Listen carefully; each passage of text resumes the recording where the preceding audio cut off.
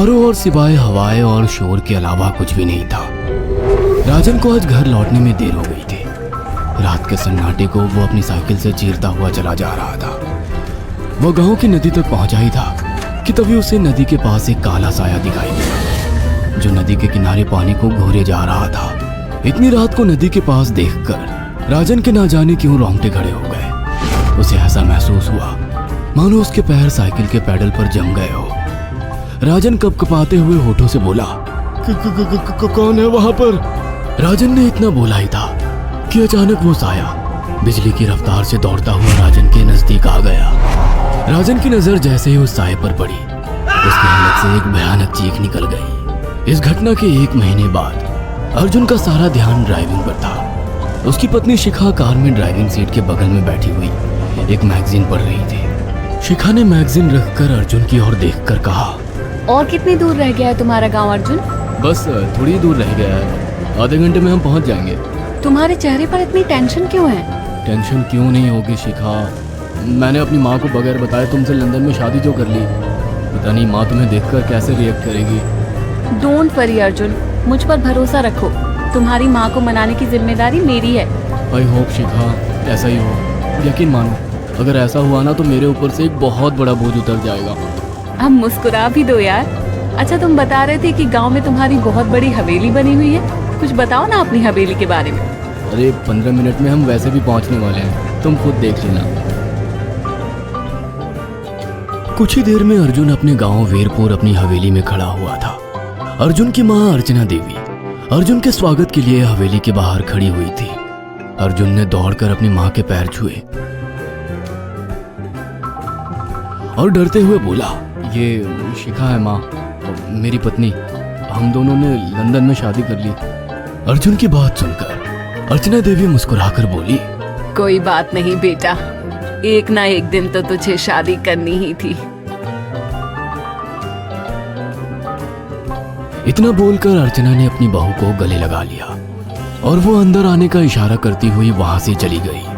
अर्जुन को अपनी माँ का ये बिहेवियर देखकर बहुत ज्यादा हैरत हुई। उसे उसकी माँ इस बार बहुत बदली हुई सी लगी। अर्जुन पूरे 10 साल बाद लंदन से आया था। अर्जुन उन्हीं ख्यालों में खोया हुआ था कि उसके कानों में उसकी पत्नी शिखा की आवाज टकराई। अब क्या बाहर ही खड़े रहने का इरादा है क्या? अंदर नहीं चलोगे? कौन से ख्यालों में गुम हो गए? मुझे लगा था माँ को मेरी शादी के बारे में जानकर बुरा लगेगा, मगर माँ को तो जैसे कोई फर्क ही नहीं पड़ा। अजीब आदमी हो, ये तो अच्छी बात है।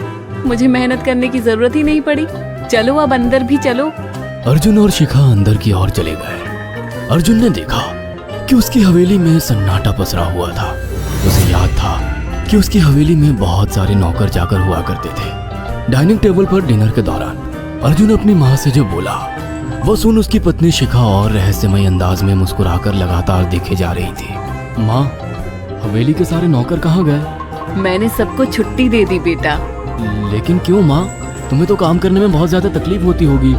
नहीं बेटा, मुझे कोई तकलीफ नहीं होती। कुछ वक्त से मुझे सुकून और सन्नाटा अच्छा लगता है। अर्जुन इससे पहले अपनी माँ से कुछ कहता कि उसकी माँ ने उसे बोलने से रोक दिया। अर्जुन चुपचाप खाना खाने लगा। खाने के बाद अर्जुन और शिखा बेडरूम में चले गए। अर्जुन बेड पर सोच में लेटा हुआ था कि अचानक शिखा अर्जुन से लिपट गई और वासना का तूफान अपने चरम पर पहुंच गया था। अचानक शिखा को दरवाजे पर दो लाल दिखाई दिए। उसे ऐसा लगा जैसे कि कोई उसे देख रहा हो।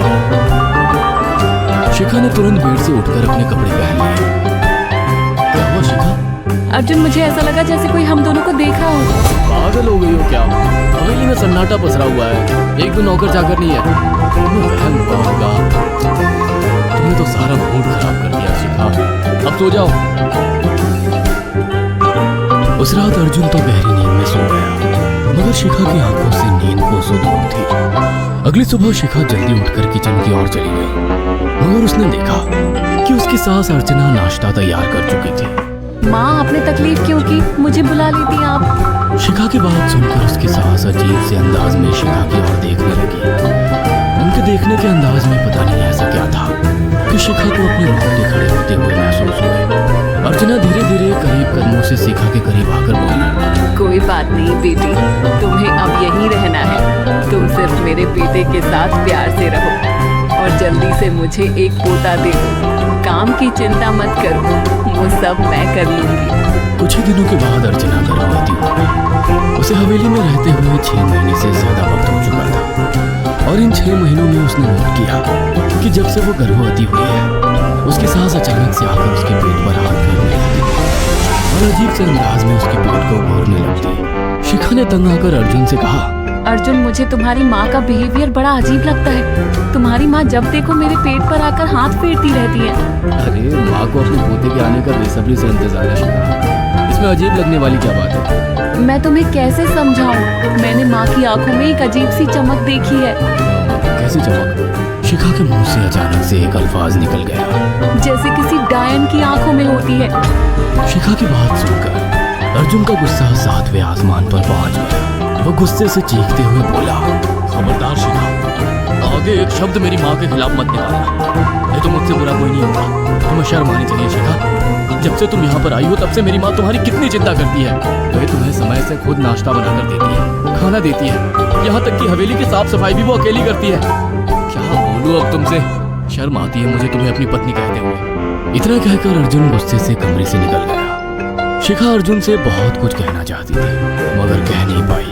उसने महसूस किया था कि चाहे कितनी भी तेज आंधी और तूफान आए मगर हवेली के अंदर धूल की एक परत तक नहीं जमती थी और दिन ब दिन अर्चना के चेहरे की झुर्रियां कम होती जा रही थी। ऐसा लगता था मानो वो जवान हो रही हो। शिखा के अब 9 महीने कंप्लीट हो चुके थे और एक रात अचानक उसे प्रेगनेंसी पेन होने लगी। वो दर्द से तड़पने लगी। ये देखकर अर्जुन घबरा गया। वो दौड़ा दौड़ा माँ को बुलाकर लाया और बोला, माँ, हमें तुरंत शिखा को किसी अच्छे हॉस्पिटल में एडमिट कराना होगा। अर्जुन ने देखा कि उसकी माँ ने उसकी बात को सुना ही नहीं। वो तो बस शिखा के गर्भ की ओर आंखें फाड़ फाड़ कर देखी जा रही थी। अर्जुन एक बार चिल्लाकर कहा, माँ, हमें शिखा को इसी वक्त हॉस्पिटल में एडमिट कराना होगा। नहीं, शिखा की डिलीवरी हॉस्पिटल में नहीं, इसी हवेली में होगी। लेकिन इस हवेली में आपके और मेरे अलावा कोई नहीं है। तभी शिखा दर्द से तड़पने लगी। अर्चना ने अपने बेटे को धक्के देकर कमरे से बाहर निकाल दिया और दरवाजा बंद कर लिया। अर्जुन हक्का बक्का रह गया। अर्जुन दौड़ता हुआ गांव की ओर गया। उसने देखा कि गांव में एक पेड़ के नीचे गांव के सभी बुजुर्ग इकट्ठे थे। उनके हाथों में जलती हुई मशालें थी। अर्जुन उनके पास पहुंच गया और बोला, मेरी मदद कीजिए, मेरी बीवी को प्रेगनेंसी दर्द हो रहे हैं, आप प्लीज किसी दाई को बुला लीजिए, जितना पैसा चाहिए देने को मैं तैयार हूँ। तभी उसके कानों में गांव के सरपंच की आवाज टकराई, बेवकूफ लड़के, तू अपनी बीवी को एक डायन के यहाँ पर मरने के लिए छोड़ आया। क्या कहना चाहते हैं आप जानते हैं आप क्या कह रहे हैं? वही जो तू सुन रहा है, तेरी माँ एक डायन है। इन गाँव वालों के हाथों में जो मशाले देख रहा है ना, हम तेरी ही हवेली में आग लगाने जा रहे थे। तेरी माँ ने इस गांव में ना जाने कितने नौजवानों को मार कर खाया है। तेरी माँ एक डायन है। लगता है आपका दिमाग खराब हो गया है। आप जानते भी हैं मैं कौन हूँ? हाँ, मैं जानता हूँ। तू ठाकुर धीरेन्द्र प्रताप का बेटा है। तेरे पिता को शक हो गया था कि तेरी माँ एक डायन है, इसलिए उन्होंने तुझे हमेशा उससे दूर रखा। पहले तेरी माँ ने तेरे पिता को मारा और धीरे धीरे करके वह हवेली के सारे नौकरों को मार कर खा गई और फिर गांव वालों को भी मारने लगी। और अब तो तेरे होने वाले बच्चे को खाएगी, क्योंकि डायन को नवजात शिशु का मांस खाना बहुत पसंद होता है। अगर मेरी बात पर यकीन नहीं है तो चलकर मेरे साथ तो खुद अपनी आंखों से देख ले। इतना कहकर सरपंच अर्जुन को लेकर हवेली की ओर चल पड़ा। उसके पीछे कई लोग थे जो जलती मशाले पकड़े हुए थे। हवेली के अंदर घुसकर उन्होंने उस कमरे के दरवाजे को तोड़ दिया जहाँ पर शिखा थी। कमरे का मंजर देखकर अर्जुन की रोंगटे खड़े हो। उसने देखा कि उसकी माँ एक बेहद भयानक रूप में उसके बच्चे का मांस खा रही थी और उसकी पत्नी शिखा फर्श पर मरी हुई पड़ी थी और पूरा फर्श खून से लाल था। अर्जुन को अपनी आंखों पर यकीन नहीं आ रहा था कि तभी उसकी माँ उसके ऊपर झपटी। सरपंच ने चीखकर कहा, अरे इस डायन को आग लगा दो, जिंदा जला दो इसे और साथ ही साथ इस हवेली को भी। सभी लोगों ने जलती हुई मशाली डायन के ऊपर फेंक दी। देखते ही देखते डायन दर्द से चीखने और चिल्लाने लगी और कुछ ही देर में वो जलकर राख हो गई। हवेली में आग लगते ही सभी लोग अर्जुन को खींचकर बाहर ले आए। अगले दिन अर्जुन अपनी पत्नी की यादें साथ लेकर आंखों में आंसू लिए दोबारा लंदन वापस चला गया। अगर आपको हमारी ये कहानी पसंद आई हो तो इसे लाइक और शेयर करना ना भूलें। साथ ही ऐसी और नई कहानियों के अपडेट्स पाने के लिए हमारे चैनल अक्षु टीवी को जरूर सब्सक्राइब करें।